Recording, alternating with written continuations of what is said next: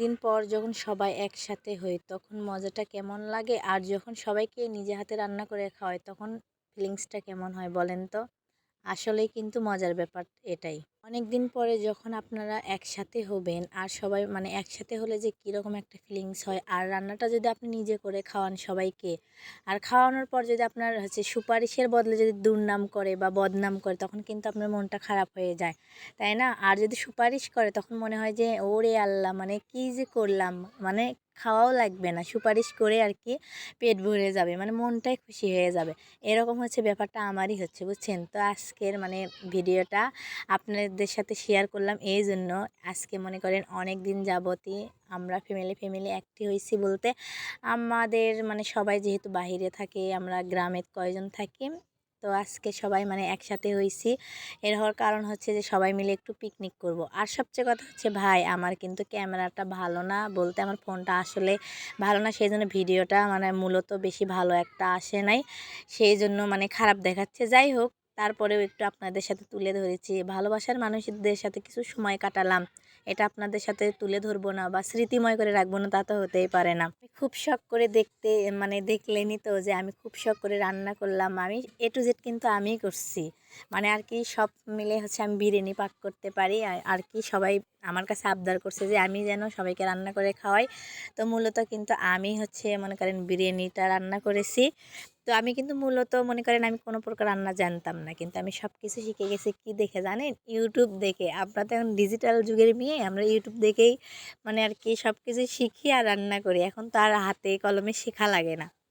তো যাই হোক, দেখেন এদিকে আমার গল্প করতে করতে আমার বিরিয়ানিটা কিন্তু অর্ধেক শেষ হয়ে গেছে। তো এখন জাস্ট গরম পানি দিচ্ছিলাম, গরম পানি দেওয়ার মধ্যে একটু জাল করলে আমার বিরিয়ানিটা কিন্তু হয়ে যাবে। এদিকে মনে করেন পানি দিলাম, দিয়ে এই যে মশলা টুকু আরও বাকি ছিল এগুলো আমি দিয়ে দিচ্ছিলাম অ্যাডজাস্ট করে। আর মূলত কিন্তু 5-6 জনের রান্না না, নিম্নত আমি 20 জনের রান্না করছিলাম।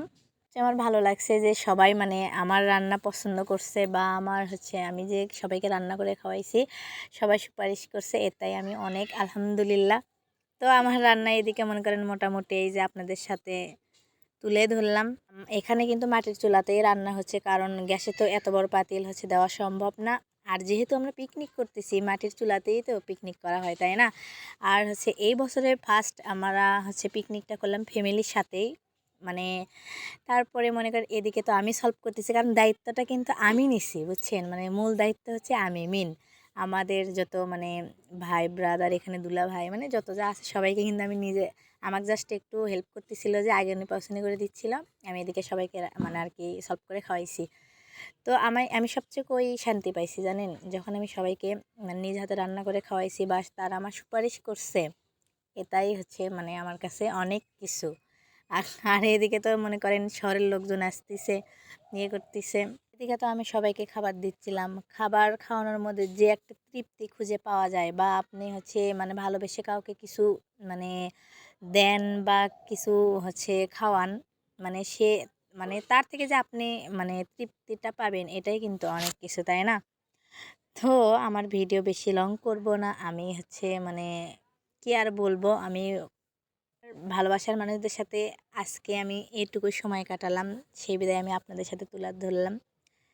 সবাইকে খাওয়ানোর পরে বলতে সবাই মিলে খাইছে আর কি, এই যে খাওয়াচ্ছি, ছেলেদের পার্ট কিন্তু উঠে যাচ্ছে, এরপরে আমরা বোনেরা আসি, এদের খাওয়া শেষ হয়ে গেলে আমরা কিন্তু বোনেরা বসবো। তো অনেক দিন পর বোনরা সহ আমরা মেয়েরা একসাথে বসছি, এটাই আমাদের কাছে অনেক ভালো লাগলো আর কি, অনেক আনন্দের মুহূর্ত।